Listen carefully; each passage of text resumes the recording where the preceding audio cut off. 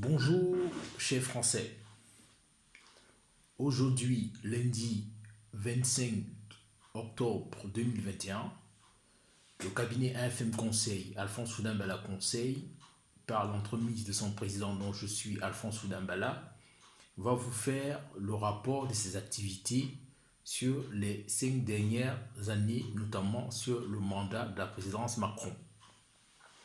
Mon cabinet AFM Conseil, qui est un cabinet multisectoriel, travaille depuis plus de 7 ans sur des questions notamment liées au développement international des entreprises.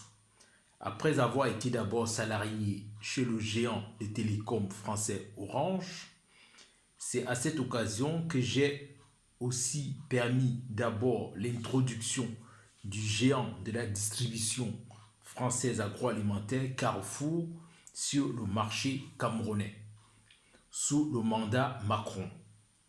Ceci grâce à mes travaux sur le marché de l'agroalimentaire camerounais effectués en collaboration avec Business France. Ensuite, ce fut encore mon cabinet qui a permis l'introduction du géant français de l'énergie EDF sur le marché de l'énergie camerounais. Toujours avec mes travaux auprès de Business France et toujours sous la mandature Macron. Mais la France ne veut toujours pas soutenir mon cabinet qui a déjà apporté environ 1,7 milliard d'euros à l'économie française depuis sa création. Je vous rappelle que même un découvert bancaire ne m'est pas autorisé. N'en parlons pas des subventions et des crédits qui me sont systématiquement refusés.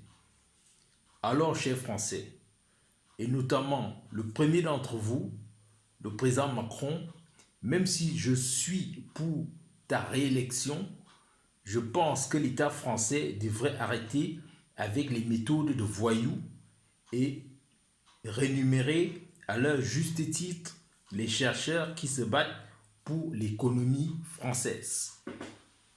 Je rappelle que le plan de relance qui a été budgétisé à plus de 140 milliards d'euros a permis à des millions d'entreprises françaises de sortir la tête de l'eau. Mais mon cabinet n'a reçu 0 franc de cet argent. Même la simple reconnaissance par la naturalisation française m'a été refusée sous votre mandat Macron. Alors, chers Français, bien amicalement, Alphonse Foudambala, président du cabinet AFM Conseil.